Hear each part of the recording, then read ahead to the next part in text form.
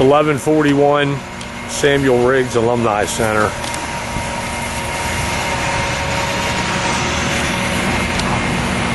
Right behind Bird Stadium. Okay, this is the roof we did. This is where we need to dig up to find the leak. And just adjacent to that is a wall flashing, and we need to clean it out and reseal it all the way across.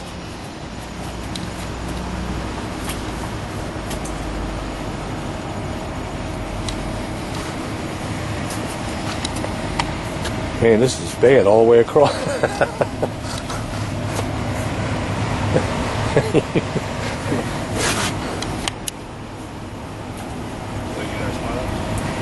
Yeah. Okay, white caulking.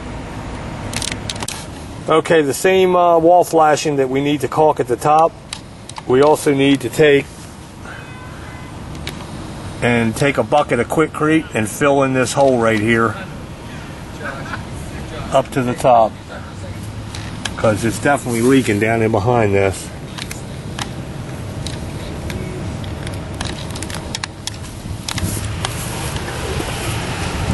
This should be repaired and caulked too. And the bottom of this,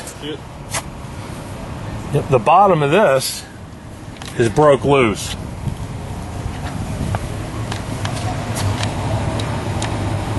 This needs to be sealed. All along the bottom and the top of this white metal. Bottom and top, all the way from end to end. And then Quikrete poured at the end here. So this is where we need to dig up around the skylight, and just adjacent from that, that's the building that we need to do top and bottom, seal the flashing. And also at the very end of the flashing, right here on the corners, to pour a little bit of concrete down in there and let it harden. Okay, this is the corner roof that we have already worked on. We need to seal right here. It's just past, in between the second and third window.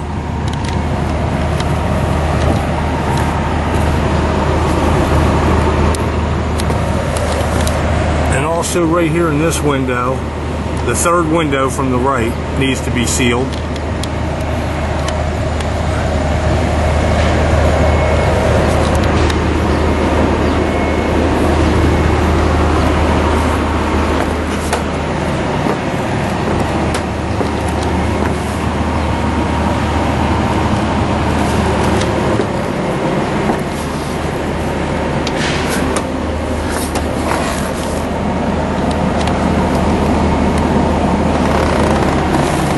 Okay, and where there's caulking at on the pans from the third window, underneath, where there's already caulk, we need to reseal all that.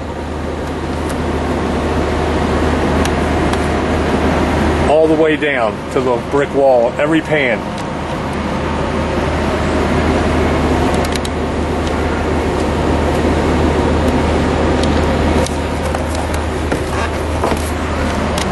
So we need to caulk around the third window at the bottom. We need to reseal between the second and third window. And we need to come from the third window where the caulk already is on the pans and caulk it all the way to the end with white.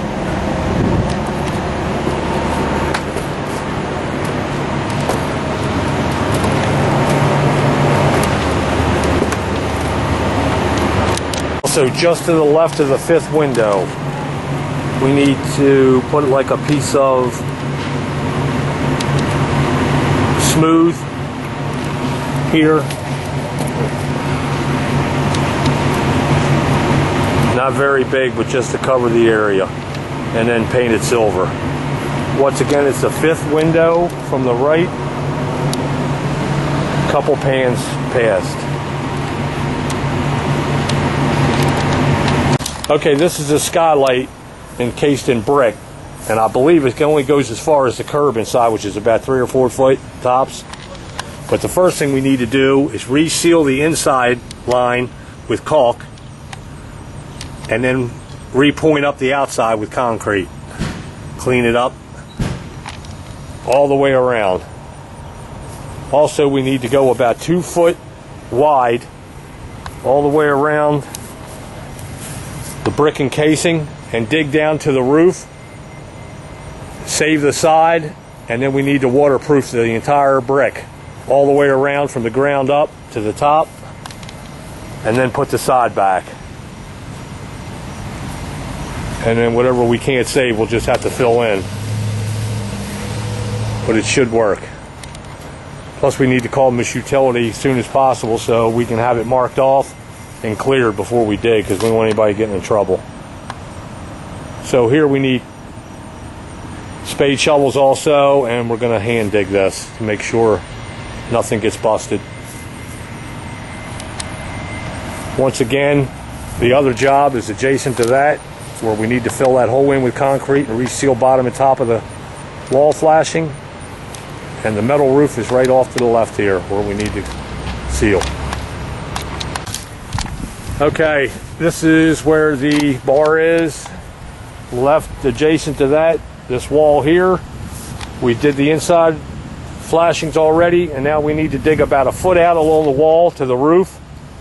Take it all the way out about 7-8 foot past the brick wall inside this pillar. Take it down about another, probably another 7-8 feet in between the pillar and this cap, the line, cap line, and then down to the roof and up this wall.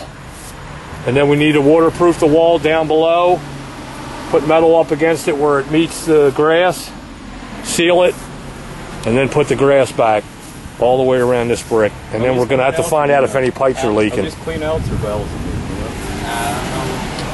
Once again, there's the porch, or I'm sorry, the bar. And we're going to dig out a foot from this wall, down to the roof, out just inside this pillar, and down here inside this cap and pillar here. Looks like a little clean out here, so. And then once again, we want to save the grass and clean it up. Check the lines that are running down through here. Looks like, to me, 1 inch PVC, maybe 1.25 inches. And then go ahead and waterproof this wall up to ground level and put metal underneath. From there, back here.